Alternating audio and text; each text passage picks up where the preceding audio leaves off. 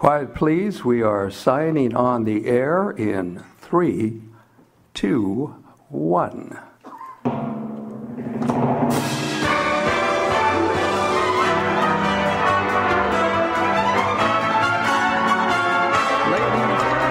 Ladies and gentlemen, the Great Southwest Radio Theater Project is on the air.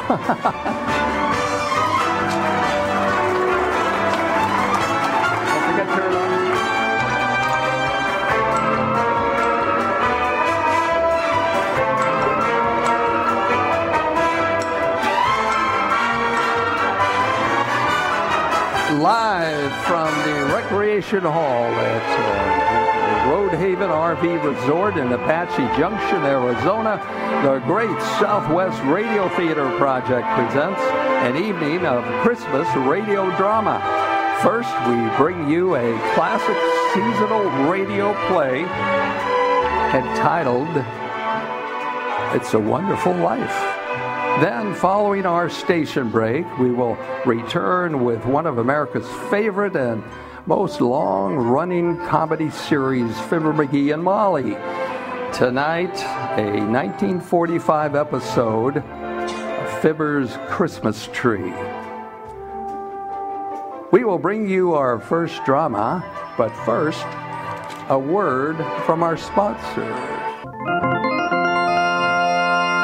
For soft water shampooing, use Tony Cream Shampoo. Even in the hardest water, Tony Cream Shampoo.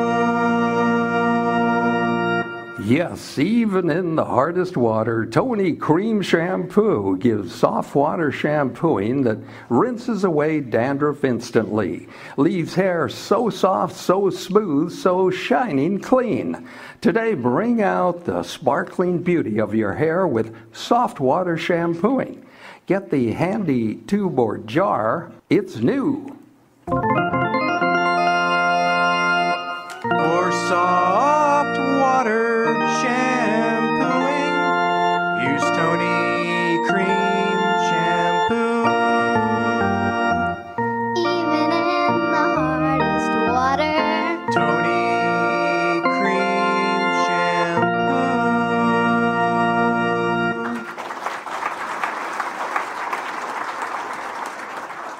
I love Bosco, it's rich and chocolatey. Chocolate favorite Bosco is mighty good for me. Mama puts it in my milk for extra energy.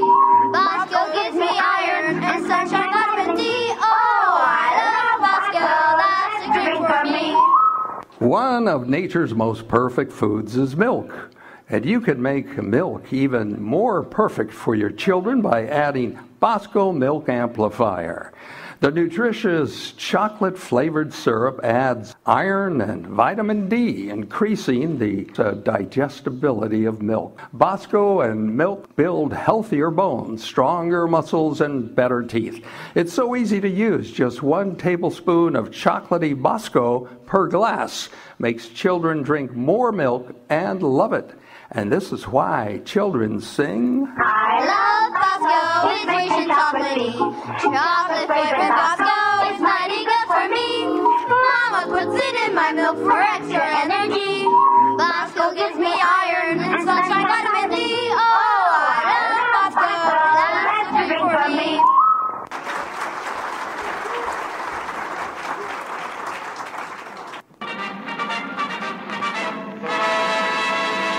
The Columbia Broadcasting System and the Lux Radio Theater, sponsored by Lever Brothers Company, makers of Lux toilet soap and detergent.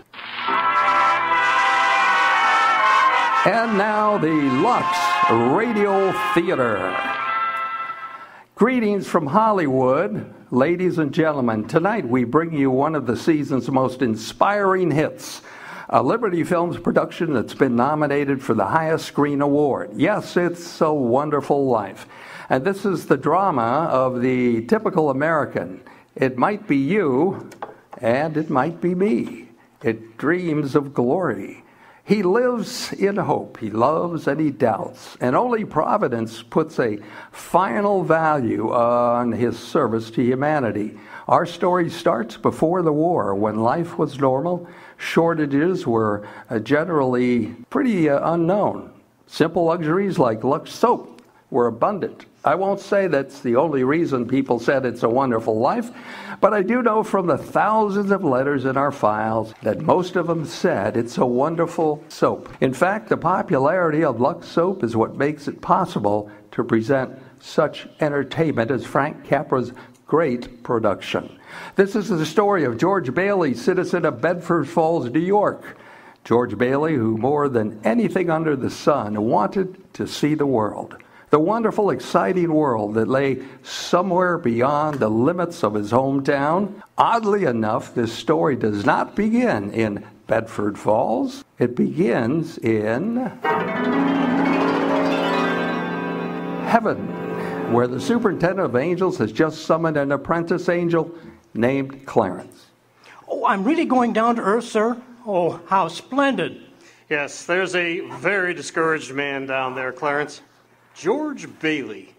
At exactly 10:45 p.m. Earth time, he'll be thinking seriously of ending his life. Oh, dear, his life. I want you to stop him if you can. Now, sit down. I'll give you Bailey's case history. Sir, if I should accomplish my mission, may I perhaps get my wings? Well, I've been waiting over 200 years now. And, well, people are beginning to talk. Clarence, what's that book? The Adventures of Tom Sawyer, sir. Well, I was reading it when you sent for me. Oh, fine. Fine book. Excellent. Well, you do a good job on George Bailey, and we'll see about your wings. Oh, thank you, sir. Now listen, when George Bailey was a boy, two events occurred that you should keep in mind. One was when his younger brother Harry fell through the ice and almost drowned. George saved him. Brother fell through the ice. George saved him. Ever since, George has had a bad ear. All that icy water, you understand. Bad ear. Yes, sir. The other event came a few months later. George used to work after school in Mr. Gower's drugstore. One day, Mr. Gower's only son died of influenza. It was a terrible blow, and poor Mr. Gower tried to lose his grief in whiskey.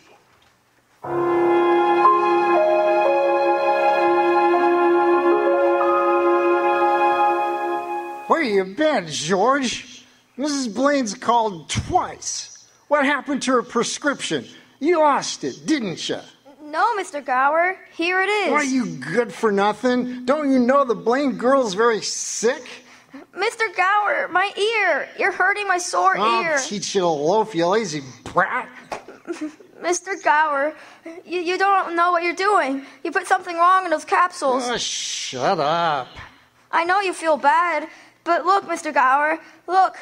The bottle. You use this bottle to make up the capsules. It's poison. Poison? Don't hurt my sore ear again, Mr. Gower. Poison? Oh, George.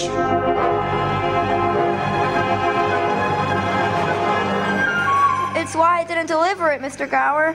All I wanted was to make sure. Oh, George.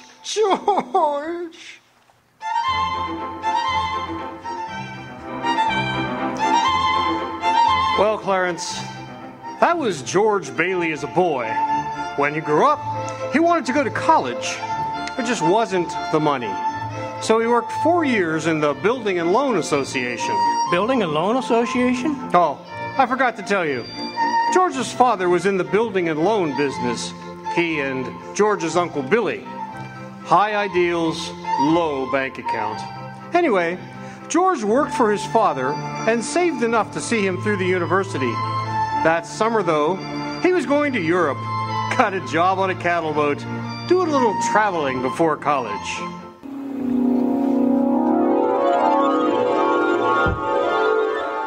Boy, oh boy, oh boy. It's hard to realize it's my last night at the Bailey boarding house. We're sure going to miss you, George. Well, I'm going to miss you too, Pop. Hey, what's the matter? You look tired. Oh, I just had another tussle with old Henry Potter today. Oh, I thought when you put him on the board of directors, he'd ease up. So did I. I just can't understand a man like Mr. Potter. He can't begin to spend all the money he has.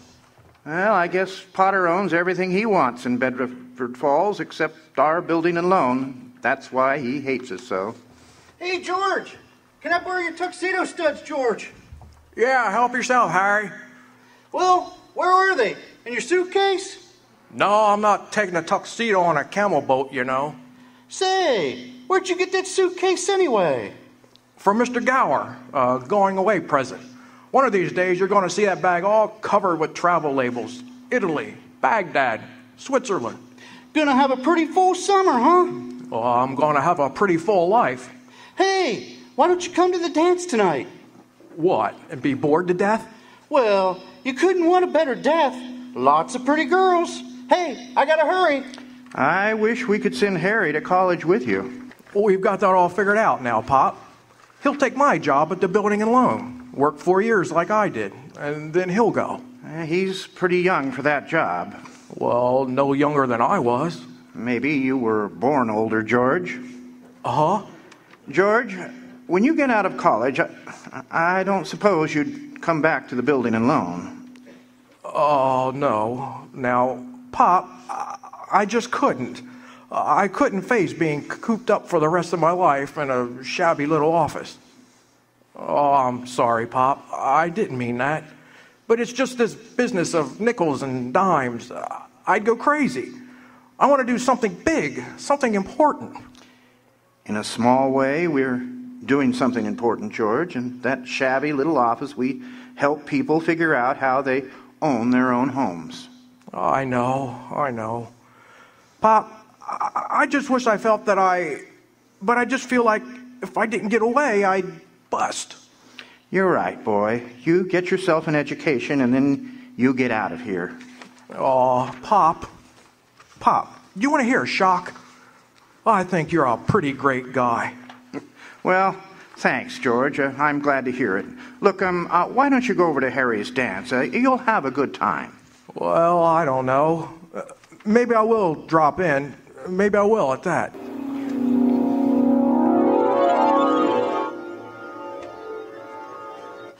So, George Bailey went to a dance. Is that important, Joseph? Why, it was at the dance that he met Mary Hatch. Oh. And 3 hours later, he was walking her home. George and Mary were feeling pretty good, Clarence. As a matter of fact, wonderful.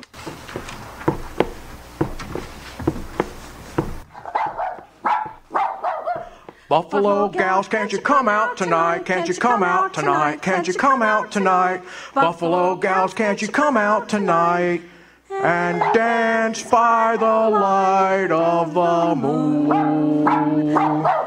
Hot dog. Beautiful. Just like an organ. At least. Gee whiz. You know something? If it wasn't me talking, I'd say you were the prettiest girl in town. Well, why don't you say it? Oh, I don't know. Maybe I will. How old are you anyway? 18. 18? Too young or too old. Oh, no. Just right. It sort of fits you. Hey, look where we are. The old Granville house. Yeah, I gotta throw a rock. Oh, no, don't. I love that old house. You don't know about deserted houses? You make a wish and then throw a rock. George, but it's such a lovely old place. I wish I lived there. In there? I wasn't living in it as a ghost. Now watch. Second floor window. Here we go. How about it, huh? Pretty good shot, huh? Broke a window, huh? What did you wish for, George? Oh, I don't know. Not just one wish. A whole hatful. Mary, I'm shaking the dust off this crummy old town off my feet and going to see the world. Italy, Greece, the Parthenon, the Colosseum. And then I'm coming back here and going to college and see what they know. And then I'm going to build things. I'm going to build airfields and skyscrapers and 100 stories high and bridges a mile long. And then I'm going to... Hey, Mary, what is it you want? What do you want, huh? You want the moon? All you got to do is just say the word and I'll... Okay, The moon. I'll take it. Then what? Then what? Well, then you could swallow it. Dissolve like an aspirin, you know? And the moonbeams will shoot out of your fingers and the ends of your hair and, You think I'm talking too much? Yes, why don't you just kiss her instead of talking her to death? How's that? Oh, youth is wasted on the wrong people. Hey, just a minute, mister. Hey, you just watch and you'll see some kissing that'll... George. Hey, Uncle Billy, look here, I'm gonna kiss Mary. Watch. George, get in the car, quick. Your father's had a stroke. What? George, hurry.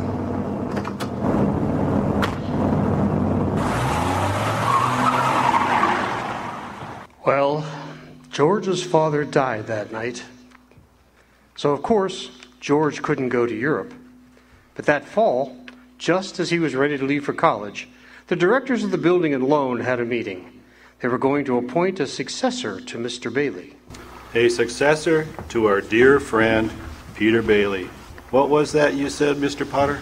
I said, as long as Peter Bailey's dead, let's dissolve the building and loan. We don't need it. Now, wait a minute. No, you wait a minute. Peter Bailey was not a businessman. Ideals without common sense can ruin a town. Or what do you get? A discontented, lazy rabble instead of a thrifty working class. Now, hold on, Mr. Potter. Why my father ever started this cheap penny-ante building and loan, I'll never know. But just remember this, Mr. Potter, that this rabble you're talking about, they do most of the working and paying and living and dying in this community. Well, is it too much to have them work and pay and live and die in a couple of decent rooms and a bath? Anyway, my father didn't think so. People were human beings to him, but to you, a warped, frustrated old man, they're cattle. Well, in my book, he died a much richer man than you'll ever be. But I'm not interested in your book. I'm talking about the building and loan. You're talking about something that you can't get your fingers on, and it's galling. That's what you're talking about. Well, this town needs its measly one-horse institution, if only to have some place where the people can go and borrow dollars without crawling to you. Now, come on, Uncle Billy. What happened, George? Yeah, we all heard what was a lot of yelling. Boy, oh boy, you should have heard George.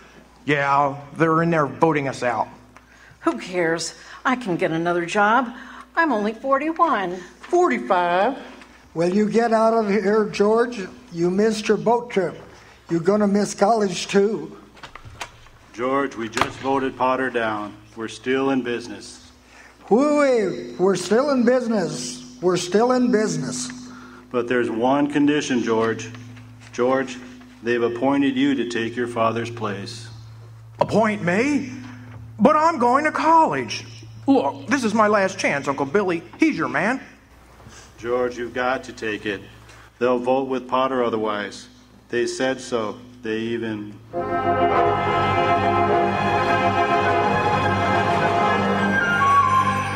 I know. George Bailey didn't go to college. That's right, Clarence. He gave his college money to Harry, and Harry went instead. Yes, but what happened to that good-looking girl? You know, Mary. Oh, George saw her now and then. Not very often, though, because Mary went away to school, too. Anyway, George waited 4 more years for Harry to come back and take over the building and loan. He could still see the world, planned to work in the oil fields in Venezuela. Except when Harry came home, he wasn't alone. There was a girl with him, his wife. George? Yeah, I'm out here on the porch, Mother. Just thought I'd get some air. Well, how do you like your new sister-in-law? Oh, she's swell. Looks like she can keep Harry on his toes. Yeah, keep him out of Bedford Falls anyway.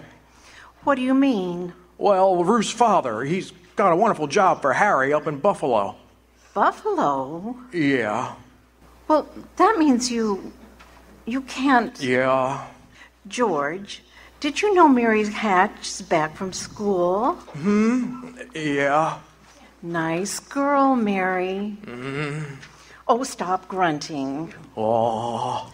Give me one good reason why you shouldn't call on Mary. Well, Sam Wainwright, Sam's crazy about her. Well, she's not crazy about him. Well, now, how'd you know that? Did she discuss it with you? Besides, Sam is away in New York. And all is fair in love and war. Oh, all right, I see. Okay, Mother. I think I'll go out and find that girl and do a little passionate necking. Oh, George.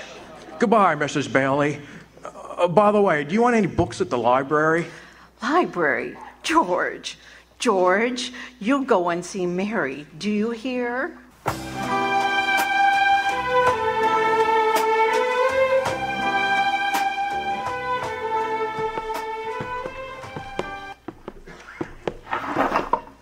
George, is that you out there?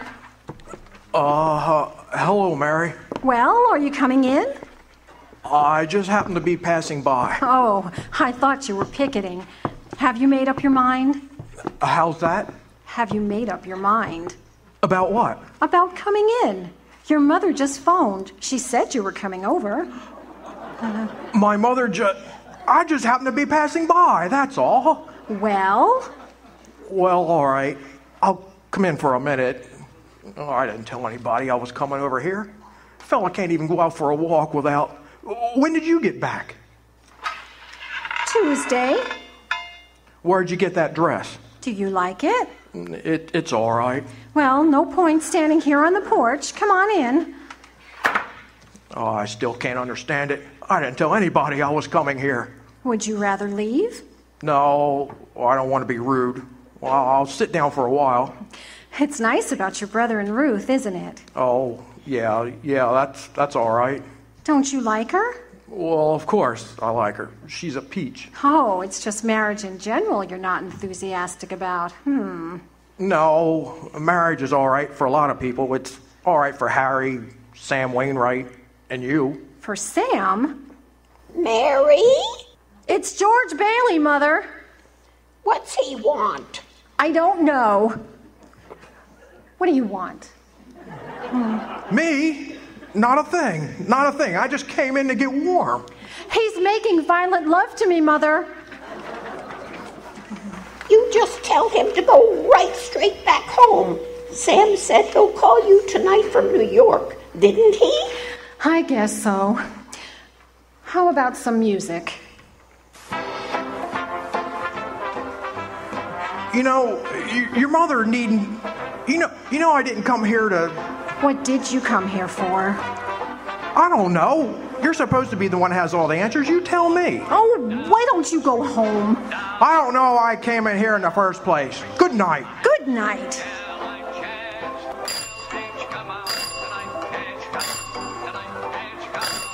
Mary? The telephone, Mary. The way you're shouting, you'd think that... You'd think what? Mary. All right, I'll get it. George, on your way out, would you mind shutting off the phonograph? I'd be very happy to. Doggone crazy song. Hello? Sam? Mary! Gee, it's good to hear your voice. How are you, Sam? Oh, I forgot my hat. Hee-haw! What? I was just talking to an old friend of yours, George Bailey. Old Mossback George? Old Mossback George. Well, put him on. I'll talk to him, too. Wait a second. George? He doesn't want to speak to George. He does so. He asked for him. Did you call me? Because if you did, I'm in a hurry. Sam wants to talk to you. Oh, hiya, Sam. Hey, fine pal you are, trying to steal my girl. What do you mean? Nobody's trying to steal anybody's girl. Here, Mary, take the phone. No, wait, George. I want to speak to you both. Tell Mary to get on the extension upstairs. He says to get on the extension upstairs. I can't. Mother's on the extension. I am not. We can both hear. Just put your head a little closer. There, that's better. We're listening, Sam. Well, I have a big deal coming up that's going to make us all rich. George, you remember that time you told me about making plastics out of soybeans? Soybeans? Yeah, soybeans, yeah. Well, my father's checked into it, see, and now he's going to put up a factory. How do you like that? Factory, huh? And here's the point, George. I may have a job for you, unless you're still married to that broken-down building and loan. Mary? I'm here. You tell that guy I'm giving him the chance of a lifetime, you hear? He says it's the chance of a lifetime. Now you give me that phone. Here's George again, Sam. George! Now you listen to me, Mary. I don't want any plastics and I don't want any job and I don't want to get married, ever, to anyone. You understand that? I want to do what I want to do. And you're not going to trick me and you're... Mary. Mary. George! Oh, Mary, darling. I love you, Mary. Down the street, a handsome gal I chanced to meet, for she was fair. Well, so George Bailey and Mary Hatch were... Yes, George and Mary were married, and they started off their honeymoon in Ernie Bishop's taxi cab. Hey, where y'all going on this here honeymoon?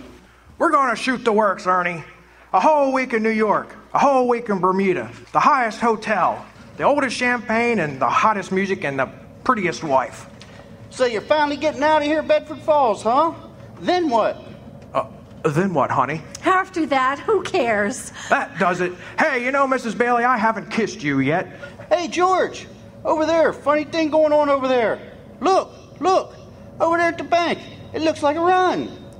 Pull over there a minute, Ernie, will you? George, let's not stop. Please, let's go straight to the train station. Now, wait a minute. Better see what it is. I'll be right back, Mary. George, please, George.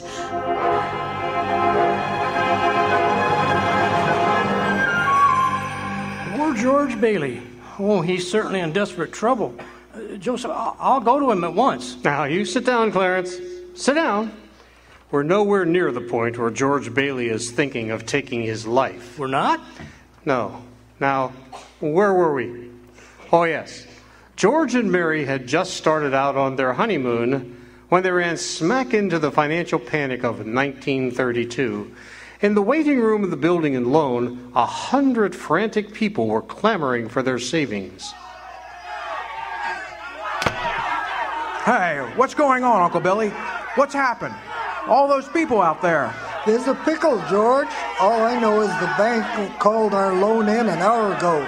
I had to hand over all our cash. Holy mackerel. Whole town's gone crazy. The bank's in the same spot we are. Our charter, too? What about our charter? Our charter says we have to stay open until 6 p.m. The state can take away our license if we don't. How can we stay open until 6 without any money? George, what are we going to do? Out to talk to those people. Come on.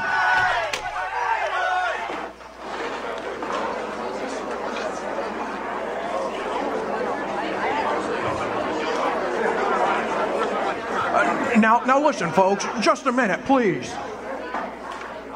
Our money, George. Where's our money? Wait a minute now. Listen to me. You're thinking of this place all wrong. Your money's not here. Your money's in people's houses. It's in the Kennedy house and in the McLaren house and your house and 100 others. Now what are you going to do? Foreclose on them? I got $100 in shares. Now let me have it. All right, Tom. I'll get you your money in 60 days. 60 days? Now look, that's what you agreed to when you bought your shares. I got my money. Old man Potter's taking over the bank. He'll pay 50 cents on every dollar.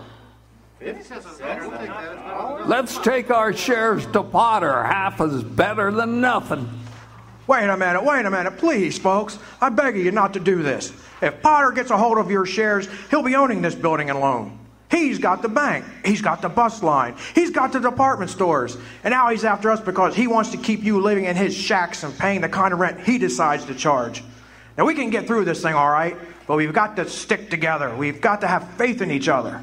My husband's out of work. We need money. And I got doctor bills to pay. How much do you need? We've still got some money. Hey. Here it is, George. You told me to hold on to it. Would have made a nice honeymoon and bought furniture, too. Wait a minute, folks. Listen. I got $2,000. All right, Charlie, how much do you need? I said I need $100. Now, just enough to tide you over. $100. Okay. Uncle Billy, give me $100. All right, Ed, how much just to get by? $20, I suppose. Now you're talking. Mrs. Thompson, how about you? $20 will do me. Good, $20. Pay it back when you can now. All right, who's next? Look at the clock. Look. 5 seconds. 4 seconds. 3, 2, 1. 6 o'clock. We made it. Lock that door, Tilly, quick. We're still in business, Uncle Billy. We've even got $2 left. There's a call for you. Okay, and then call my wife, will you? She's probably over at Mother's. Mrs. Bailey's on the line. I don't want Mrs. Bailey. I want my wife. Mrs. Bailey, that's my wife. Give me the phone, will you? Hey, Mary, listen, I'm sorry. Come home? What home? 323 Sycamore. Well, whose home is that? Well, Mary, how can I... Sure, I'll be there. Clarence, guess what 323 Sycamore was? His mother-in-law's house? Oh, no. 323 Sycamore was the old Granville house, the one George threw rocks at and made wishes. Yes, sir, that's where they started their honeymoon. And that's where they started housekeeping. They were still living there 2 years later when old man Potter asked George to stop over to his office. Sit down, George. Sit down, or have a cigar. Thank you, sir. Now, George, you're a young man, married and making, say, $40 a week at the building and loan? 45. 45. Now, if you were an ordinary yokel, I'd say you were doing fine, but George Bailey is intelligent and ambitious. He hates the building and loan almost as much as I do. He's been dying to get out of town ever since he was born. But he's trapped into frittering his life away playing nursemaid to a lot of garlic eaters. Do I paint a correct picture, George, or do I exaggerate? Oh, well, what's your point, Mr. Potter? My point is, you're the only man in town who's licked me, George, and I want to hire you. Manage my affairs. I'll start you off at $20,000. $20,000 a year? Are you sure you're talking to me? I'm George Bailey. Don't you remember me? Yes. The building and loan, remember? George Bailey, whose ship has just come in, providing he has brains enough to climb aboard. Well, what about the building and loan? Confound it, man, I'm offering you a 3-year contract at $20,000 a year. Is it a deal or isn't it? No. The answer's no. Doggone it. If you offer me $1 million to stay around here and be your stooge, the answer'd still be no. Now, let me alone. Don't bother me.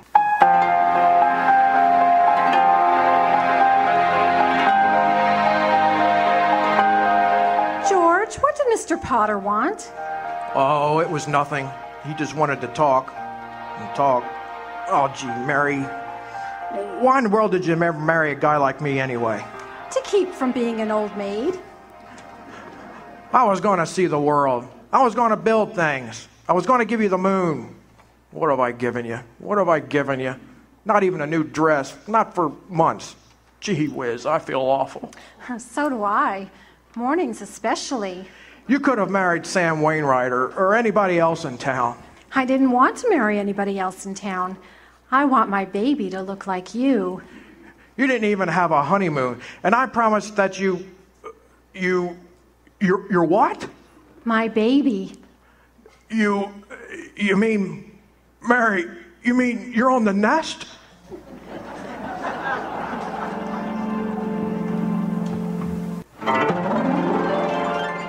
Well, Mary had her baby, Clarence. A boy. You don't say. Then she had another one. A girl. What do you know? Night after night, George came home late from the office.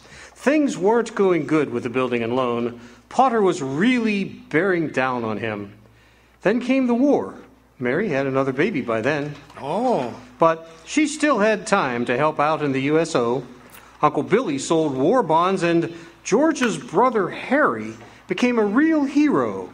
Shot down 15 planes. But George, what about George? George was 4F on account of his ear. He was an air raid warden. On VE Day, he wept and prayed. On VJ Day, he wept and prayed again. We're getting pretty close to today, aren't we, sir? Yes, Clarence. You know almost everything you have to know about George Bailey, except what happened that finds him down there at this moment, wanting to die. Well, sir, well? Today's the day before Christmas, Earth time. George is pretty excited.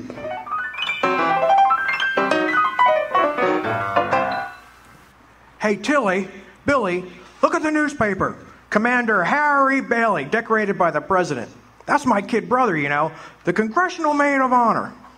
Gosh, George, gosh. What do you think about that? 15 Japanese planes, and the last one he got was just about to dive into a transport, loaded with soldiers. You know what that means? He saved lives, hundreds of lives. Gee whiz, where's Uncle Billy? Gone to the bank, George. He's depositing that $8,000. Good. Who's that in his office there? It's that man again, the bank examiner. Oh. Well, good afternoon, Mr. Carter. Hey, Tilly, get the books for Mr. Carter, will you? You know, that's my brother's picture there, Mr. Carter. He shot down 15 planes. Well, Mr. Henry Carter, come to the bank to deposit some more loot, eh? Out of my way, you old fool. How did you like the news in the paper, Mr. Potter? Just keep those Bailey boys down now, can you? Let me see that newspaper. Here, sorry I can't chat, you old thief. Gotta make a deposit. Hey, here you are, Horace. Deposit slip, bank book, and a very Merry Christmas to you. You too, Mr. Bailey. Say, you've forgotten something, haven't you? Horace, I've forgotten things all my life. But, Mr. Bailey, where's the money? What's that? You want to make a deposit? Certainly I want to... Well, it's customary to bring the money with you. It's gone. Where'd I put it? Where's the money?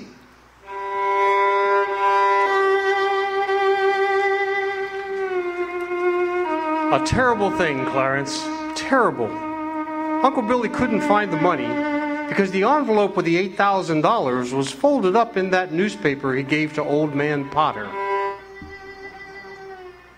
I just don't know what happened to it, George. I just don't know. $8,000, Uncle Billy. The bank examiner's here, and it's not our money. It belongs to the depositors. George, what are we going to do? We've traced every step I took. We can't stand here in the street.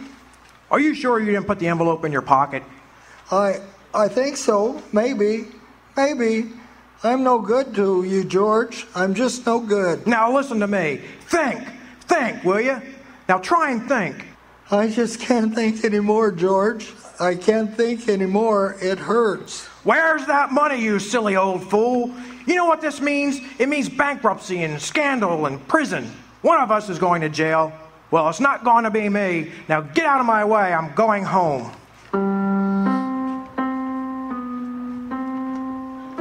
George, dear, what's wrong? You haven't said a word since you came home.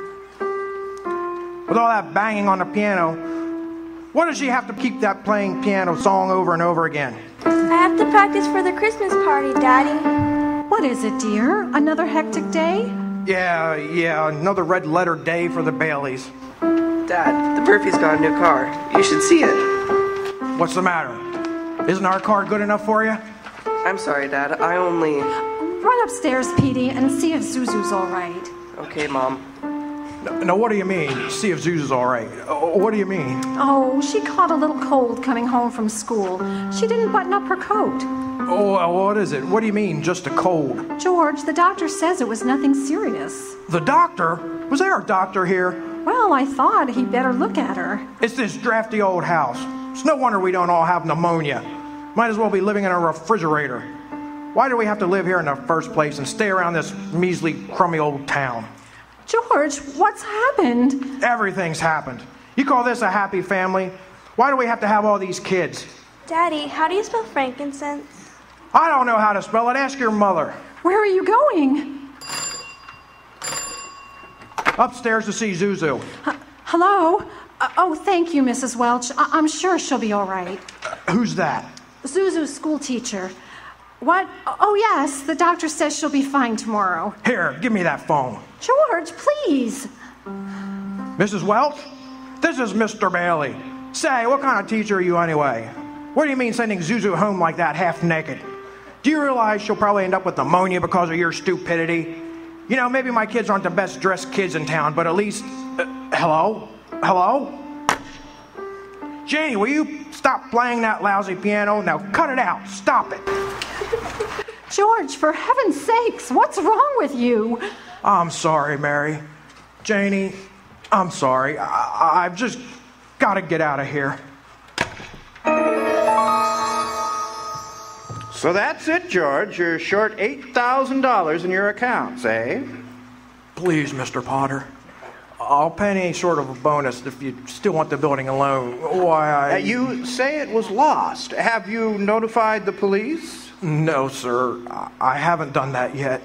Harry's homecoming is tomorrow. Why come to me? What about your good friend Sam Wainwright? I can't get a hold of him. He's in Europe.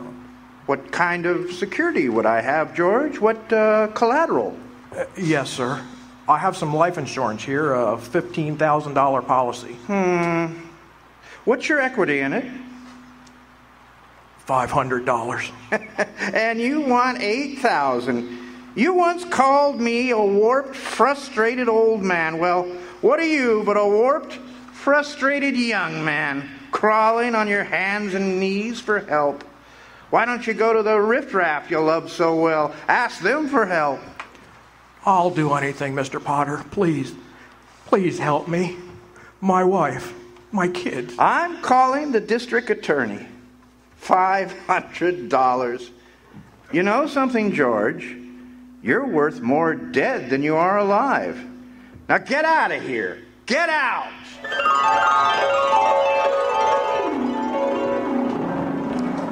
And all the time, Potter had the $8,000 in his desk drawer. It's still there, Clarence. But where is George, sir? Where? Well, he went over to Martini's Cafe. He's had a couple of drinks, Clarence. He's just standing there, sort of in a daze.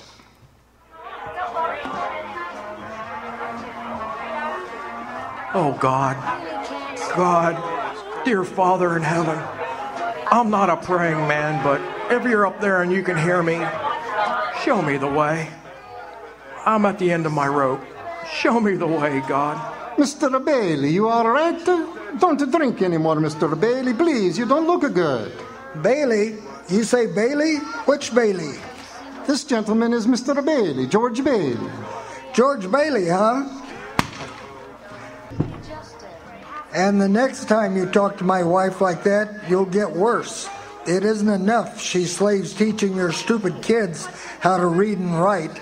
You got to bawl her out? You get out of here, Mr. Welch. You hit my best friend, and I get out. All right, I'm going. Mr. Bailey, you okay? Who was that? Mr. Welch, but don't worry. You won't come in this place no more. I'll get something for your face. It's bleeding. No, I'm all right. No, please don't go, Mr. Bailey. Leave me alone. Let me alone. Well, George left Martini's Cafe 5 minutes ago, Clarence. He's at the river now, on the bridge, looking at the water. Are you ready, Clarence? All ready, sir. Very well. Save George Bailey's life, and you'll get your wings. My wings. Oh, thank you, Joseph. George Bailey, get away from that bridge. Do you hear me? George. Numb with despair, convinced, as Mr. Potter said, that he's worth more dead than alive, George Bailey stands on a bridge, staring at the dark and frigid waters below. And suddenly there's a splash. Well, help! I'm drowning! Oh, help! No, that's not George. It's Clarence, the apprentice angel. And there goes George. It's a few minutes later now, and the bridge keeper's shack, George and Clarence are driving off.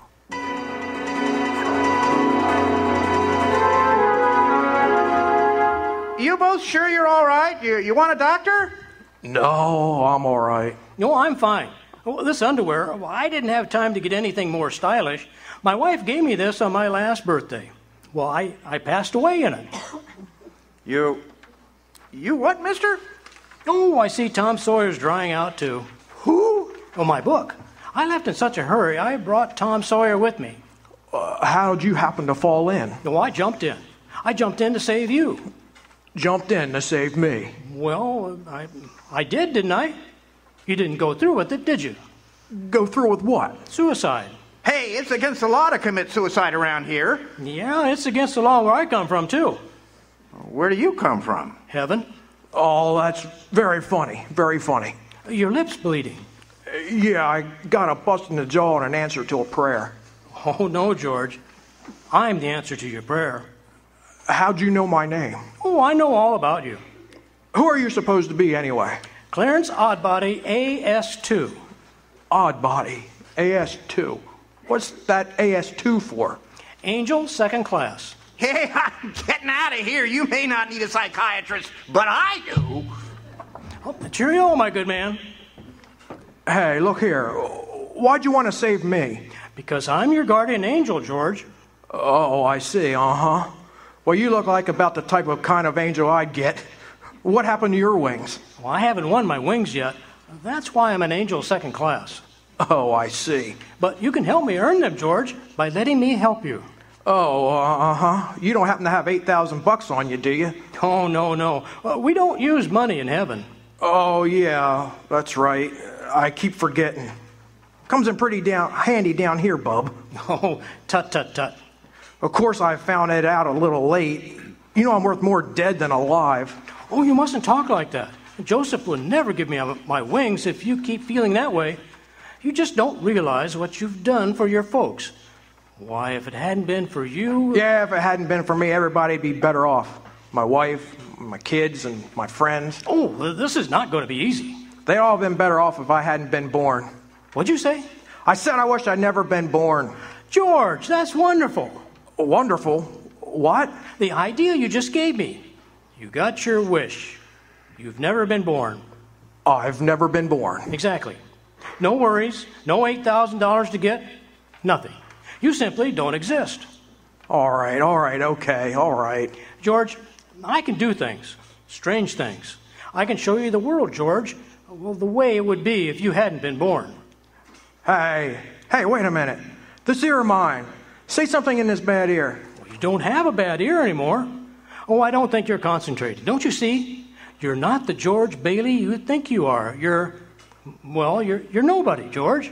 Well, that's the doggonedest thing. That ear. Your lips start bleeding too, George. Yeah.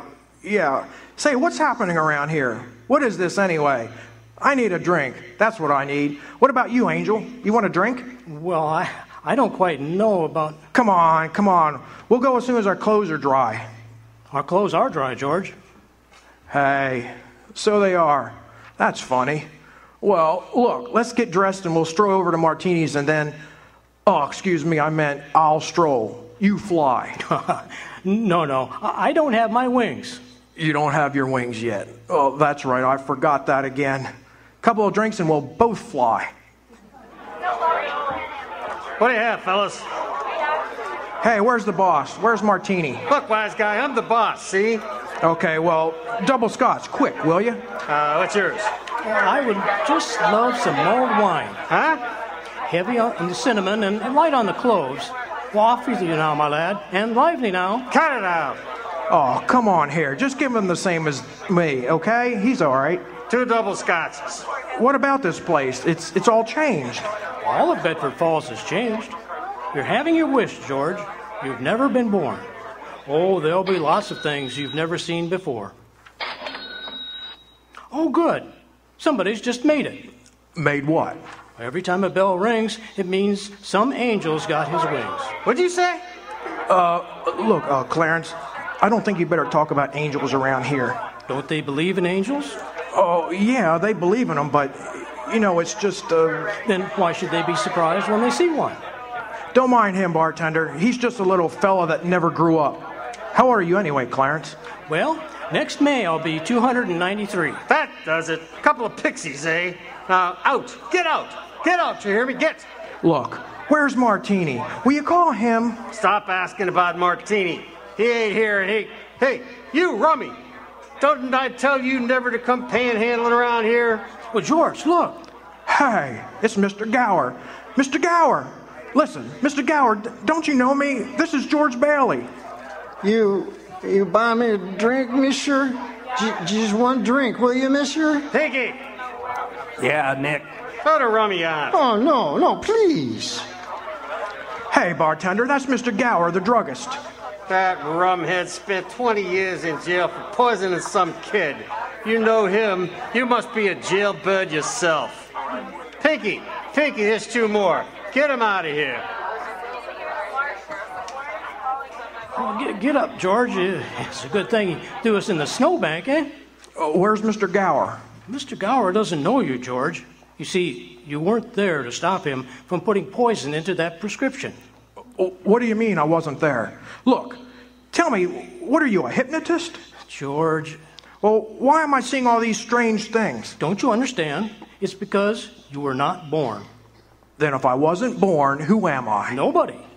You have no identity. What do you mean, no identity? No papers, no cards, no driver's license, no 4F card, no insurance policy. Zuzu's bell. What? Zuzu's bell. I bought my little girl a bell to hang on the Christmas tree, and I forgot to give it to her, and I got it in my... It's gone. It's gone, too. Everything is gone. But you've been given a great gift, George. A chance to see what the world would be like if you'd never been born. You're crazy. You're crazy as a bedbug, and you're driving me crazy, too. Now, look, I'm going home to my wife and family. Do you understand that? And I'm going home alone. Better not leave him alone, Clarence. Keep following him. Joseph, I'll stay near him, sir. Poor George. He's seeing Main Street now the way it would be if he hadn't lived. The thing that's really shocked him, sir, is the building and loan office. Know what's there now? A pawn shop. What's he doing? Can you see? Oh, he's talking to Ernie Bishop, the taxi driver. He wants to go home. You better tag along, Clarence. Oh, I will, sir, I will.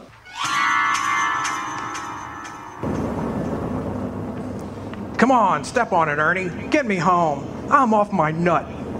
Well, where do you live at, buddy? Oh, doggone it, Ernie. Don't you start pulling that stuff on me. 323 Sycamore. 323 Sycamore. Yeah, hurry up. Zuzu's sick. Okay, buddy. Hey, look, Ernie. I don't know what's happening. I'm going crazy or something. I got some bad liquor. Now, look, tell me this now. You're Ernie Bishop, right? And you live with your wife and kid down in... You seen my wife? Seen your wife? I've been to your house 100 times. We built it for you, didn't we? Look, bud, my wife took the kid and ran away 5 years ago, and I ain't seen you before in my life, see? Okay, Ernie, okay. Just step on it. Get me home. Mary, where are you? Janie, Petey, Zuzu, where are you? This is just an old abandoned house, George. You have no wife, no children. Where are they? What have you done with them? There you are, Bert, crazy just like I told you. All right, Bert, up with your hands. Oh, Bert the cop, thank heaven you're here. Now look, why don't you be a good fella and I'll take you to the doctor. Bert, listen to me. What's the matter with you guys? Now listen, it's that fellow there. He says he's an angel. He tried to hypnotize me. I hate to use my nightstick, but I guess... Run, George, run. He can't hit you while I'm biting him. George, run. My teeth aren't what they used to be. Joseph, help. Joseph. Where'd they go, Ernie? Where'd they go? I don't know. They just disappeared. Oh, Joseph, I hope you don't mind my calling on you like I did. It was highly irregular, Clarence. You're by yourself again. Where's George? He's at his mother's house, sir. Well, if George hasn't been born, he has no mother. Oh, he's being very stubborn, sir. He'll just have to find these things out for himself. But his mother? That's a terribly bitter blow to a man. His own mother not knowing him? You mean I shouldn't have let him... I mean you better find him right away, Oh, and stop biting policemen, Clarence. I'm here again, George. My mother. My own mother didn't even know me. If only Harry were here. If my brother were only back from Washington. Your brother fell through the ice and was drowned at the age of 9. That's a lie. He got the Congressional Medal of Honor. He saved the lives of every man on that transport. Every man on that transport died. Strange, isn't it? Each man's life touches so many other lives. Harry wasn't there to save them because you weren't there to save Harry. Don't you see, George? You really had a wonderful life. Don't you see what a mistake it would be to throw it away? Clarence? Yes? Where's Mary? Please, where's my wife? I'm not supposed to tell. Tell me where she is. You're not going to like it, George. Where is she? I'll choke it out of you if I have to. Where's my wife? The library. She works there. She's just about to lock up for the night. So George, come back. Oh, there must be some easier way for me to get my wings.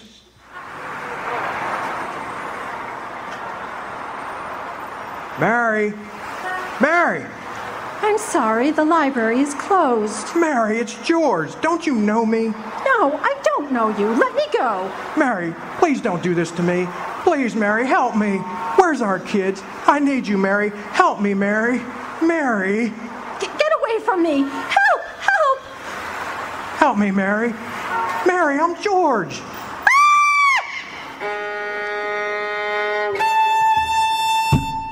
Clarence. Oh, where is he, Joseph? Where's George? I'm afraid I lost him, sir. You knew you shouldn't have let him try to see Mary. Now they're after him. A mob. They think he was trying to hurt her. Joseph, I won't even get one wing, will I? You have one more chance, Clarence. Get over to the bridge by the river. I think George has seen just about enough. But the mob. Don't worry. They've lost him too. Now, hurry up. Oh, thanks, Joseph. Thank you. Clarence! Clarence! Clarence, where are you? I'm here, George. Help me, Clarence. Get me back. I don't care what happens to me. Only get me back to my wife and kids, please. I want to live again. Oh, thank you, George. Thank you, Lord. I want to live again. Please. Oh, God, please let me live again. George? George, is that you down there, George? Now, get out of here, Bert. Get out of here. You get any closer and I'll let you have it. What in the Sam hell are you yelling for, George? Come on. George? George? Bert, do you know me? Know you? I've been looking all over town for you. Where you been? Bert! Bert! I'm alive again, Bert. You sure you're all right? Hey, your mouth's bleeding. It is? Hey, my mouth's bleeding. Bert, look at the blood coming out of there, would you? Zuzu's Christmas bell. I had it in my pocket. Here it is. What do you know about that? Hey, Merry Christmas, Bert. Well, Merry Christmas. Get in the car and I'll drive you home. Will you, Bert? Well, do that and turn the sirens wide open, huh? Merry Christmas, Bedford Falls. Merry Christmas, Old Building and Loan. Merry Christmas, Mr. Potter. Yippee!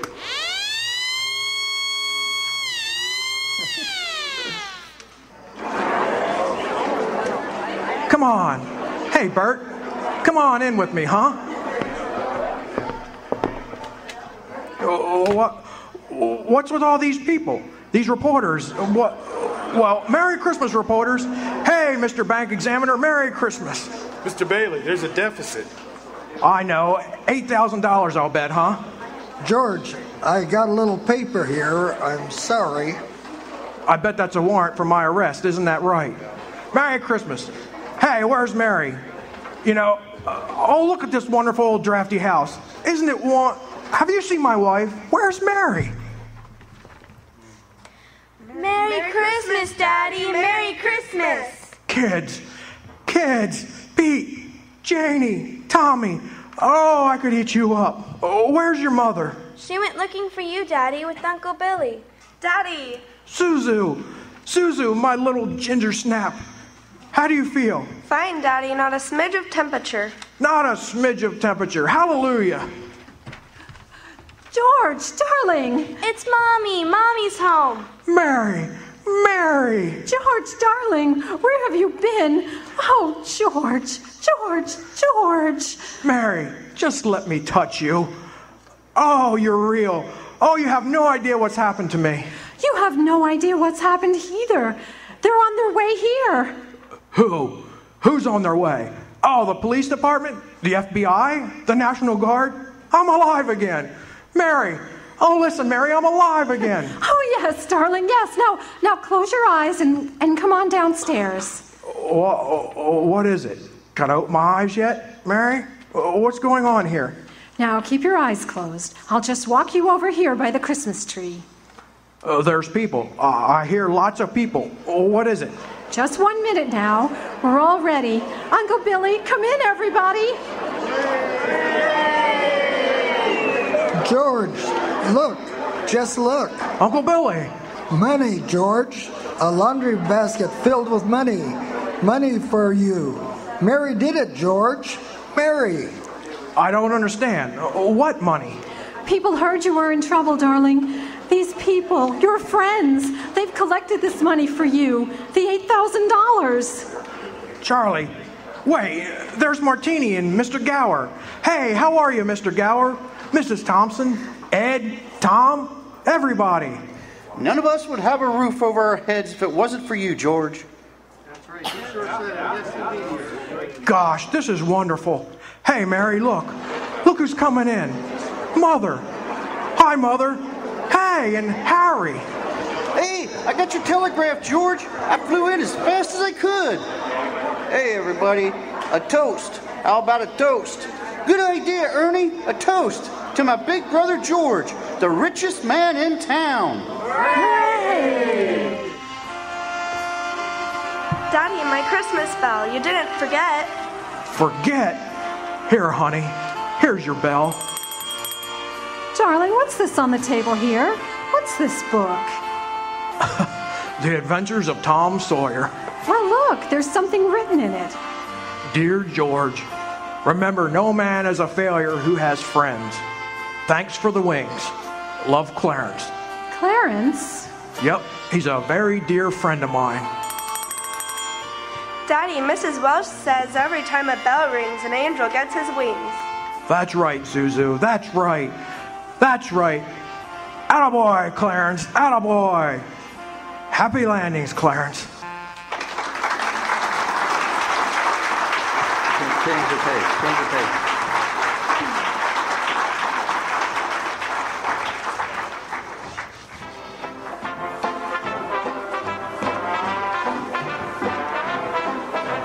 Ladies and gentlemen, here are Hayden Herbert as young George Bailey, Andy and Josh McElvoy as Janie and Petey Bailey, and Danica Miller as Zuzu Bailey. Dale Miller as Harry Bailey and Ernie the cab driver. Roger McEvoy as Dr. Campbell and the crotchety old man. And Chris Stewart as Ed and Carter the bank examiner. Kay Wyman as Mrs. Hatch and Mrs. Thompson. Dory Young as Mary Bailey and Cousin Tilly. And Gene Carter as Uncle Billy and the sheriff. Rod Gibson as Gower the druggist, Sam Wainwright and Nick the bartender. Bill Alwyn as George Bailey's dad and the mean old Henry Potter. And yours truly, Ralph Swain, as Bert the policeman. Terry Turner as the apprentice Angel Clarence. Matt Madonna as superintendent of Angels. And finally, Gene Golder and Kevin West as Mary and George Bailey.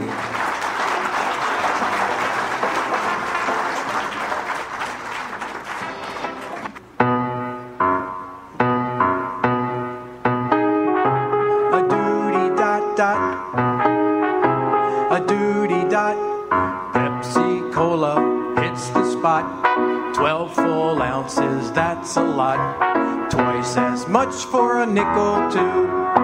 Pepsi Cola is the drink for you.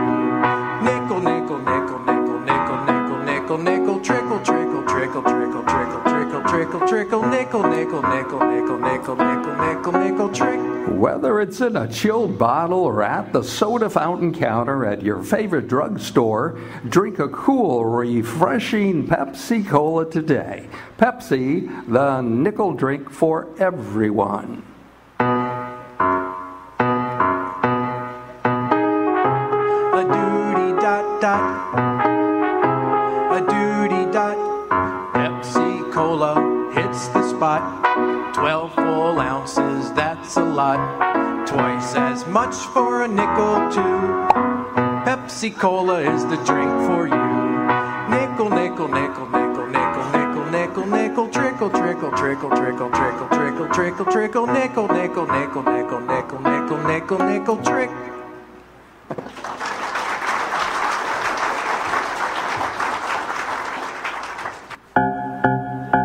Halo, everybody, halo. Halo is a shampoo that glorifies your hair. So halo, everybody, halo. Use Halo shampoo if you want naturally bright and beautiful hair. Remember, even finer soaps and soap shampoos hide the natural luster of your hair with dulling soap film. But Halo contains no soaps, therefore it cannot leave dulling soap film. The first time you use Halo, your hair glistens in all its natural brilliance. The natural color and luster shines like sunshine through a clean window pane.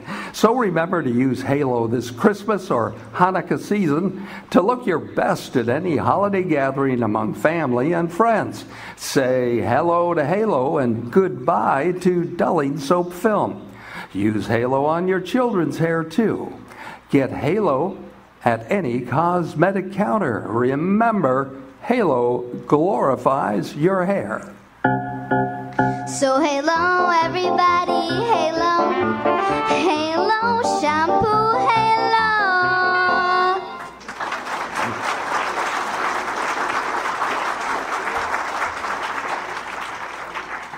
And now, ladies and gentlemen, please welcome Chris Stewart.